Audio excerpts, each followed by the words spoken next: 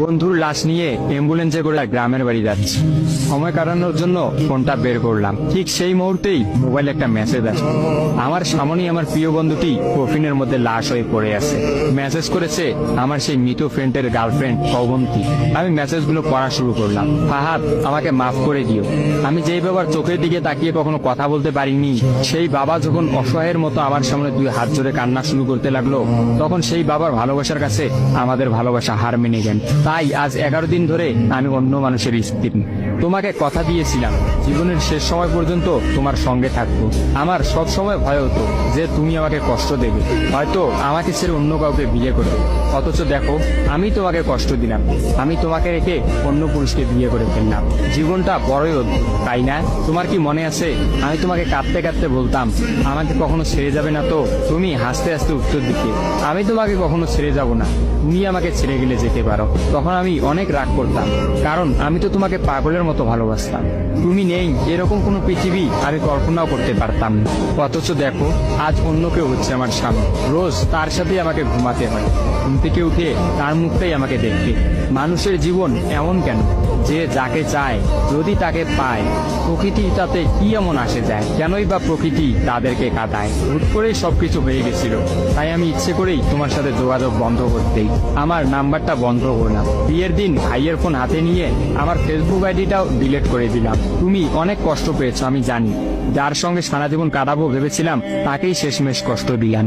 আমার পরিবারের সবাই খুশি, আমার স্বামীটা অনেক ভালো, এখন পর্যন্ত যা ব্যবহার করেছে আমার ভালোই লেগেছে। তবে ভবিষ্যতে কি হবে জানি না। তোমার কি আমার সেই প্রথম দেখা হওয়ার কথা মনে আছে? তবে সেটাই যে প্রথম দেখার, সেটাই যে শেষ দেখা হবে, এটা কখনোই ভাবতে পারি। আসলে মানুষের চিন্তার বাইরে যে কত কিছুই ঘটে, তাই না? সেদিন আমি তোমার সাথে 3 ঘন্টা ছিলাম, কিন্তু সেই 3 ঘন্টায় কেউ কাউকে স্পর্শও করিনি।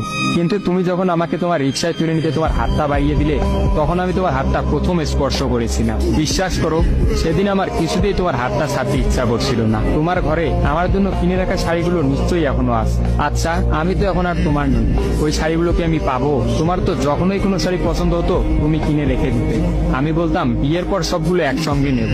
দেখো, আজ আমি বিবাহিত, কিন্তু আমার স্বামী তুমি নও। আমি এমনটা কখনোই চাইনি। নিজের পছন্দের একটা মেয়েকে বিয়ে করে নিই, তারপরে শাড়িগুলো তাকে দিয়ে দিই। মেয়েরা শাড়ি কতটা পছন্দ করে তা কি তুমি জানো? যদি না জেনে থাকো তাহলে বিয়ের পর তোমার বউকে দিয়ে উপলব্ধি করে নিয়ে তোমার সাথে আমার অনলাইনে পরিচয়। তাই চিন্তা করেছি কোনোদিনও বেঁচে থাকতে আর অনলাইনে যাব না। আমার নাম্বারটাও বন্ধ করে দিয়েছি। আজকের পর থেকে আমাদের আর কোনোদিন কথা হবে না। তোমার কাছে একটা অনুরোধ, যদি চলার পথে আমাদের কোনোদিন দেখা হয়ে যায় তাহলে প্লিজ তুমি অচেনা হয়ে চলে দিও। নিজের যত্ন নিও আর জীবনটা গুছিয়ে নিও। জীবন তো একটাই, ভালো থেকো। কিন্তু আমি ভালো নেই, ইতি তোমার ওই অবন্তী। সবগুলো মেসেজ একত্রে পড়লাম। আমার সামনে চিরনিদ্রায় শুয়ে আছে ফাহাদ। অবন্তী পরপর 5 দিন অনলাইনে আসেনি এবং ফাহাদের সাথে কোনো যোগাযোগ করেনি। তখন এক রাতে অফিস থেকে ফিরে ফাহাদ রাগ করে তার ফোনটা আসার গিয়ে ভেঙে ফেলে। ভাঙা মোবাইল আর ঠিক করা হলো না। ফাহাদ তার সিমটা আমার ফোনে ইনস্টল করে। জরুরি কোনো কল এলেই একমাত্র ফাহাদকে দিতাম। আর ফাহাদ রাগ করে বলল, যতদিন না পর্যন্ত অবন্তী আমাকে SMS করে ততদিন পর্যন্ত আমি আর নতুন ফোন কিনবো না। মোবাইল ভাঙার 2 দিন পরেই ফাহাদের প্রচন্ড জ্বর আসে। একদিনের মধ্যেই ফাহাদকে হাসপাতালের মধ্যে ভর্তি করলাম। ডাক্তার পরীক্ষা নিরীক্ষা করে বলল ফাহাদের ডেঙ্গু জ্বর হয়েছে।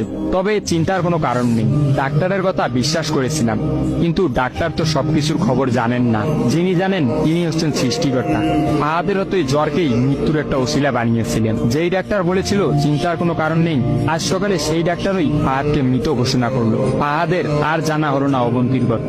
আমিও অনেক ভেবে সিদ্ধান্ত নিলাম অবন্তীকে আর ফাহাদের মৃত্যুর খবরটা জানাবো না। অবন্তী যদি আর সত্যি অনলাইনে না আসে আর সেই পুরোনো সিমটা ইউজ না করে, তাহলে সে ফাহাদের মৃত্যুর খবর কখনোই জানতে পারবে না। কি বা লাভ এই সদ্য সংসার জীবন শুরু করা মেয়েটাকে কষ্ট দিয়ে? অথচ আমি ভাবলাম সে হয়তো ভাববে ফাহাদ অনেক ভালো আছে। কোনো একদিন শাড়ি পরতে গিয়ে হয়তো অবন্তী ফাহাদের কথা চিন্তা করে। সে হয়তো ভাববে ফাহাদের কিনা শাড়িগুলো হয়তো তার স্ত্রী পরে রোজ তার সামনে আসে, কিন্তু ফাহাদের সাদা কাফন পরে কবরে যাওয়ার ঘটনাটা না হয় তার অজানাই থাকে। আমি ফাহাদের নাম্বার থেকে অবন্তীর ফোনে একটা মেসেজ দিলাম, আমার জন্য ভেবো না, স্বামীর সাথে নিজেকে মানিয়ে নেওয়ার চেষ্টা করো। বিবাহ বন্ধন জীবনের সবচেয়ে বড় একটা বন্ধন, ভালো থেকো আর স্বামীকে ভালোবেসো। অবন্তী রিপ্লাই দিল, এত সহজে ক্ষমা করে দেওয়ার জন্য অনেক অনেক ধন্যবাদ, আর মেসেজ দিও না, বিদায়, চির বিদায়। আমিও মোবাইলটা পকেটে রাখলাম। অ্যাম্বুলেন্স ততক্ষণে ফাহাদের বাড়ির সামনে পৌঁছে গেছে। কফিনে রাখা ফাহাদের মৃতদেহটা নেওয়ার জন্য সবাই দাঁড়িয়ে আছে।